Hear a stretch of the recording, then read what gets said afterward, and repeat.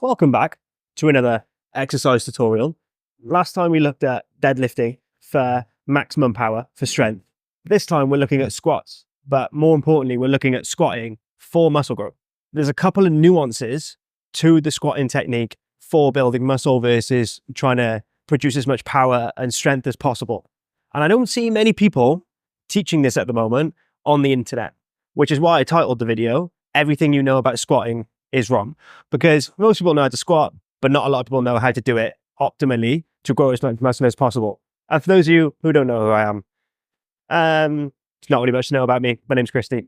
Been training and developing my skills the past 8 years, and I'm not an expert, but I know a thing or two, which I think might help you. So that's who I am. Okay, I'm going to stop talking now. I'm going to start squatting. I'm going to set up in a high bar position, and also I'm wearing squat shoes. And the reason I'm wearing squat shoes is because if you're serious about growing your quads, a pair of squat shoes will really help you with ankle mobility when trying to get into these positions, because the positions that we're going to be getting into now, it's quite taxing on your actual ankles. So a pair of squat shoes can help take some of that pressure off your ankles, and it allows you to focus more on actually connecting with your quads and focusing on getting that knee flexion, which we're going to get to now. High bar position, like you normally would for a squat. I'm going to basically show you what a normal squat looks like, and then I'm going to run you through what we're going to do to maximize how much muscle we can grow with our quads. So a normal squat would look something like this. I'm quite leant forwards because in this position here, being leant forward, I can get a lot more of hip, hamstring and glute drive. But what we're going to do is we're going to keep our foot stance quite narrow. And before we start the movement, as we're ready to actually come down, I want you to actively think of pushing your chest all the way up to the sky like this and really straightening out your back. It's going to feel really awkward, and it does feel awkward, and it's going to help to basically push a lot of pressure through our quads instead of through our hamstrings and our glutes. And it's going to help us to get a lot more knee flexion in the bottom of the movement. So we want to come all the way down as far as we can and really let your knees fall over your toes. But the best cue I got for this is think about rolling your shoulders back, your chest up, and then we're going to try and maintain as much of an upright position as possible during that squat. It's fine for you to fall forward into that squat a little bit as you get close to the bottom. It will depend on your overall flexibility trying to get into this position.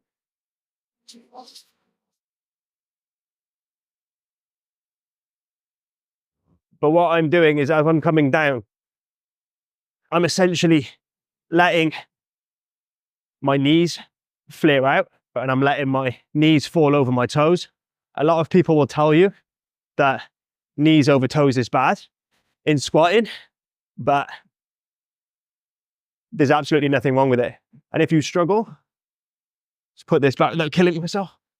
If you struggle with the flexibility of trying to get into this movement, you can also do it on a Smith machine. It's easier. You can start there and then work your way to here. It's a whole topic for another video, but Smith machine squat, it's actually really good for this. All right, let's recap quickly. We're grabbing the bar in a high bar position. We're keeping a narrow foot stance, and then we are puffing our chest up to the sky while tucking our shoulder blades into our back pocket. And then we're going to try and maintain that upright position as much as we can. When we come down, that slight leaning forward is okay. There's nothing wrong with it at the bottom of the movement. And then we're trying to get as much knee flexion at the bottom as possible. We're letting our knees flare out, and we're letting our knees roll over our toes. And the reason we're doing all of this is because we have a lot of scientific literature now showing us that that eccentric, that lowering phase of the movement is really important for hypertrophy. It may even be more important than any other part of the range of motion. So knowing that the eccentric, the lowering phase, and the deep stretch especially is the most important part of the movement, then it makes sense that we set up the movement to take advantage of the most important part. With a squat, that means getting as much knee flexion as humanly possible. So in order to do that, we need to come as deep as we can into our squat. So what I was talking about at the beginning of the video with the nuances is that we're basically squatting the same way you would normally squat, but there's just a couple different cues that we use instead, like a more upright chest, like foot stance, and all these things.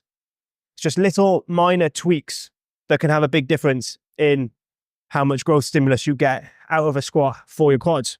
A barbell back squat is a really good exercise for growing your quads, but seeing as it causes a lot of fatigue, systemic fatigue on your lower back and everything else, especially axial fatigue from the loading, we want to be making the most of it. The way I like to think of a back squat is that it's a high risk, high reward movement. I don't mean that from like an injury point of view. I mean that it's going to cause a lot of systemic fatigue over the weeks if you're training it frequently. So if it's going to cause a lot of fatigue, to make sure that it's worth having in a program and not using a different movement for quads, we need to make sure that we're getting as much out of it as humanly possible. All right, then that's it from me. If you want more exercise tutorials or you want more content about the most efficient ways to build muscle, let me know. I am tired and I'm going to go have a nap probably. So I'll see you in the next one.